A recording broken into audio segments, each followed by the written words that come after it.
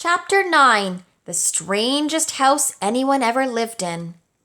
It was the sweetest, most mysterious-looking place anyone could imagine.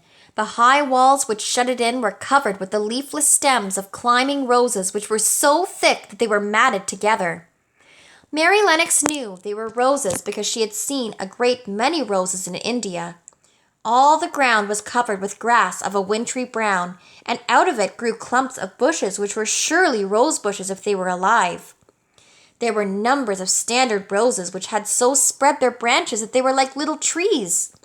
There were other trees in the garden, and one of the things which made the place look strangest and loveliest was that climbing roses had run all over them, and swung down long tendrils which made light swaying curtains, and here and there they had caught at each other or at a far-reaching branch, and had crept from one tree to another and made lovely bridges of themselves.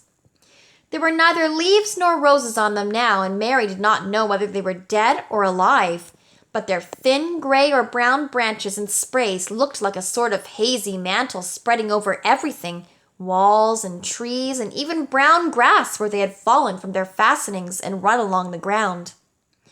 It was this hazy tangle from tree to tree which made it all look so mysterious. Mary had thought it must be different from other gardens which had not been left all by themselves so long, and indeed it was different from any other place she had ever seen in her life. "How still it is," she whispered. "How still." Then she waited a moment and listened to the stillness. The robin who had flown to his treetop was still as all the rest. He did not even flutter his wings. He sat without stirring and looked at Mary. "No wonder it is still," she whispered again. "I am the first person who has spoken in here for 10 years." She moved away from the door, stepping as softly as if she were afraid of awakening someone. She was glad that there was grass under her feet and that her steps made no sounds. She walked under one of the fairy-like gray arches between the trees and looked up at the sprays and tendrils which formed them. "I wonder if they are all quite dead," she said. "Is it all a quite dead garden? I wish it wasn't." If she had been Ben Weatherstaff, she could have told whether the wood was alive by looking at it, but she could only see that there were only gray or brown sprays and branches, and none showed any signs of even a tiny leaf bud anywhere. But she was inside the wonderful garden, and she could come through the door under the ivy any time, and she felt as if she had found a world all her own. The sun was shining inside the 4 walls, and the high arch of blue sky over this particular piece of Misselthwaite seemed even more brilliant and soft than it was over the moor. The robin flew down from his tree-top and hopped about or flew after her from one bush to another. He chirped a good deal and had a very busy air as if he were showing her things. Everything was strange and silent, and she seemed to be hundreds of miles away from anyone. But somehow she did not feel lonely at all. All that troubled her was her wish that she knew whether all the roses were dead, or if perhaps some of them had lived and might put out leaves and buds as the weather got warmer. She did not want it to be a quite dead garden. If it were a quite alive garden, how wonderful it would be, and what thousands of roses would grow on every side! Her skipping rope had hung over her arm when she came in, and after she had walked about for a while, she thought she would skip round the whole garden, stopping when she wanted to look at things. There seemed to have been grass paths here and there, and in 1 or 2 corners there were alcoves of evergreen with stone seats or tall moss-covered flower urns in them. As she came near the second of these alcoves, she stopped skipping. There had once been a flower bed in it, and she thought she saw something sticking out of the black earth, some sharp little pale green points. She remembered what Ben Weatherstaff had said, and she knelt down to look at them. "Yes, they are tiny growing things, and they might be crocuses or snowdrops or daffodils," she whispered. She bent very close to them and sniffed the fresh scent of the damp earth. She liked it very much. "Perhaps there are some other ones coming up in other places," she said. "I will go all over the garden and look." She did not skip, but walked. She went slowly and kept her eyes on the ground. She looked in the old border beds and among the grass, and after she had gone round, trying to miss nothing, she had found ever so many more sharp, pale green points, and she had become quite excited again. "It isn't a quite dead garden," she cried out softly to herself. "Even if the roses are dead, there are other things alive." She did not know anything about gardening, but the grass seemed so thick in some of the places where the green points were pushing their way through that she thought that they did not seem to have room enough to grow. She searched about until she found a rather sharp piece of wood and knelt down and dug and weeded out the weeds and grass until she made nice little clear places around them. "Now they look as if they could breathe," she said after she had finished with the first ones. "I am going to do ever so many more. I'll do all I can see. If I haven't time today, I can come tomorrow." She went from place to place and dug and weeded and enjoyed herself so immensely that she was led on from bed to bed and into the grass under the trees. The exercise made her so warm that she first threw her coat off and then her hat, and without knowing it, she was smiling down onto the grass and the pale green points all the time. The robin was tremendously busy. He was very much pleased to see gardening begun on his own estate. He had often wondered at Ben Weatherstaff. Where gardening is done, all sorts of delightful things to eat are turned up with the soil.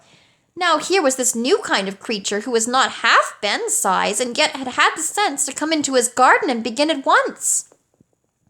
Mistress Mary worked in her garden until it was time to go to her midday dinner. In fact, she was rather late in remembering, and when she put on her coat and hat and picked up her skipping rope, she could not believe that she had been working 2 or 3 hours. She had been actually happy all the time, and dozens of the tiny pale green points were to be seen in cleared places, looking twice as cheerful as they had looked before when the grass and weeds had been smothering them. "I shall come back this afternoon," she said, looking all round at her new kingdom and speaking to the trees and the rose bushes as if they had heard her. Then she ran lightly across the grass, pushed open the slow old door, and slipped through it under the ivy. She had such red cheeks and such bright eyes and ate such a dinner that Martha was delighted. "2 pieces of meat and 2 helps of rice pudding," she said. Mother will be pleased when I tell her what the skipping rope's done for thee."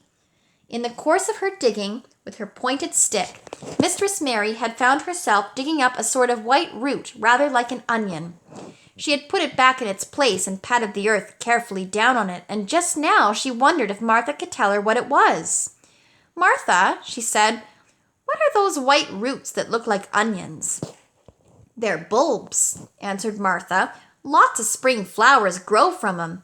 The very little ones are snowdrops and crocuses, and the big ones are narcissus and jonquils and daffodillies. The biggest of all is lilies and purple flags. They are nice. Dickon's got a whole lot of 'em planted in our bit of garden." "Does Dickon know all about them?" asked Mary, a new idea taking possession of her. "Our Dickon can make a flower grow out of a brick walk.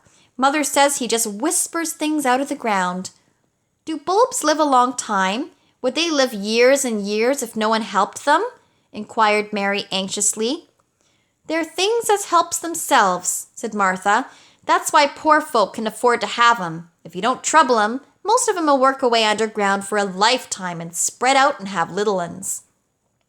There's a place in the park woods here where there's snowdrops by thousands.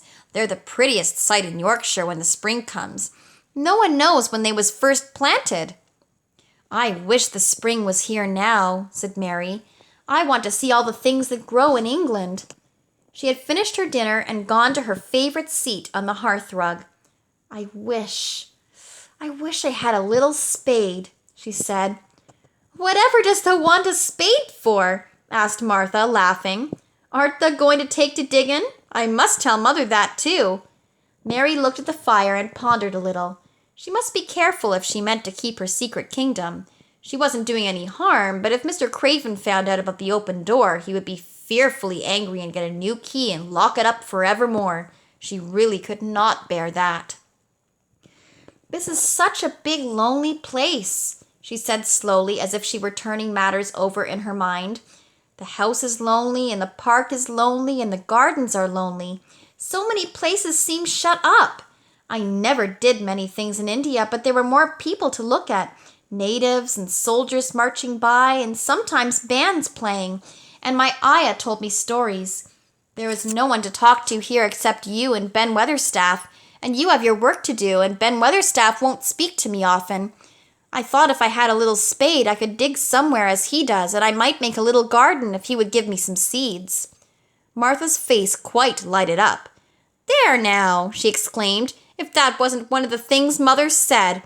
She says, there's such a lot of room in that big place, why don't they give her a bit for herself? Even if she doesn't plant nothing but parsley and radishes. She'd dig and rake away and be right down happy over it. Them was the very words she said. Were they? Said Mary. How many things she knows, doesn't she? Eh, said Martha. It's like she says, a woman as brings up 12 children learns something besides her ABC. Children's as good as arithmetic to set you finding out things. How much would a spade cost? A little one, Mary asked. Well, was Martha's reflective answer, at Thwaite Village there's a shop or so, and I saw little garden sets with a spade and a rake and a fork all tied together for 2 shillings, and they was stout enough to work with, too. I've got more than that in my purse, said Mary. Mrs. Morrison gave me 5 shillings, and Mrs. Medlock gave me some money from Mr. Craven. Did he remember thee that much? Exclaimed Martha. Mrs. Medlock said I was to have a shilling a week to spend. She gives me one every Saturday. I didn't know what to spend it on. My word, that's riches, said Martha. That can buy anything in the world thou wants. The rent of our cottage is only 1 3 pence, and it's like pulling eye teeth to get it. Now I've just thought of something, putting her hands on her hips. What? Said Mary eagerly. In the shop at Thwaite they sell packages of flower seeds for a penny each, and our Dickon, he knows which is the prettiest ones and how to make 'em grow. He walks over to Thwaite many a day just for the fun of it. Does thou know how to print letters? Suddenly. I know how to write, Mary answered. Martha shook her head. Our Dickon can only read printin'. If thou could print, we could write a letter to him and ask him to go and buy the garden tools and the seeds at the same time. Oh, you're a good girl, Mary cried. You are, really. I didn't know you were so nice. I know I can print letters if I try. Let's ask Mrs. Medlock for a pen and ink and some paper. I've got some of my own, said Martha. I bought 'em so I could print a bit of a letter to Mother of a Sunday. I'll go and get it. She ran out of the room, and Mary stood by the fire and twisted her thin little hands together with sheer pleasure. If I have a spade, she whispered, I can make the earth nice and soft and dig up weeds. If I have seeds and can make flowers grow, the garden won't be dead at all. It will come alive. She did not go out again that afternoon because when Martha returned with her pen and ink and paper, she was obliged to clear the table and carry the plates and dishes downstairs. And when she got into the kitchen, Mrs. Medlock was there and told her to do something.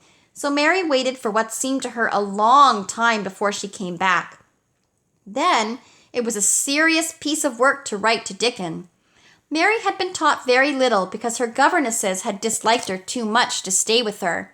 She could not spell particularly well, but she found that she could print letters when she tried. This was the letter Martha dictated to her.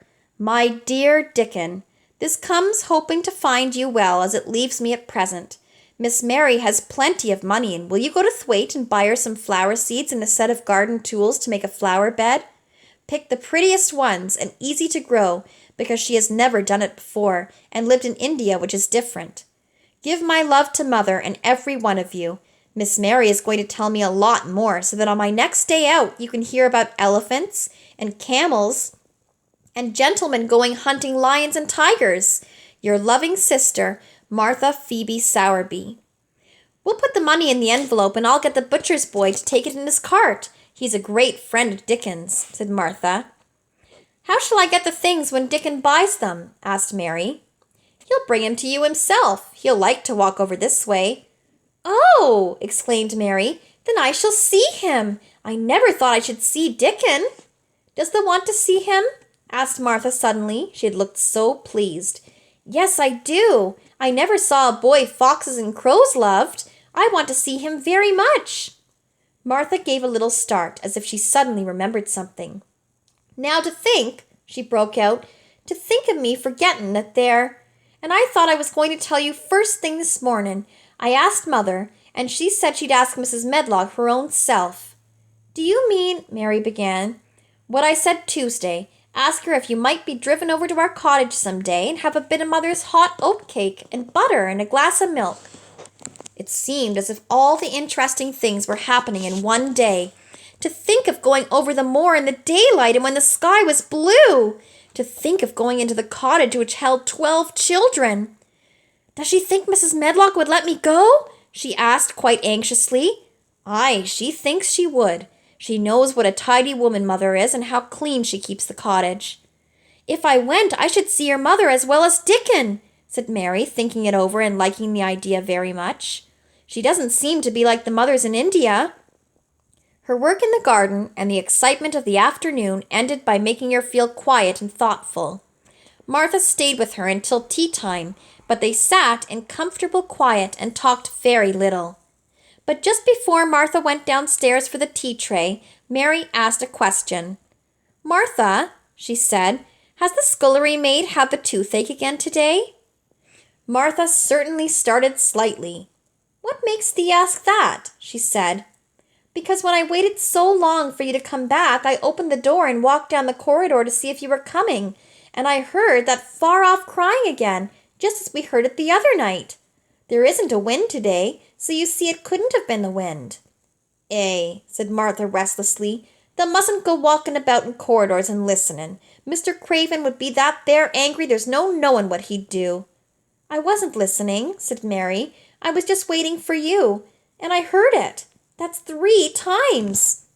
My word, there's Mrs. Medlock's bell, said Martha, and she almost ran out of the room. It's the strangest house anyone ever lived in, said Mary drowsily as she dropped her head on the cushioned seat of the armchair near her. Fresh air and digging and skipping rope had made her feel so comfortably tired that she fell asleep.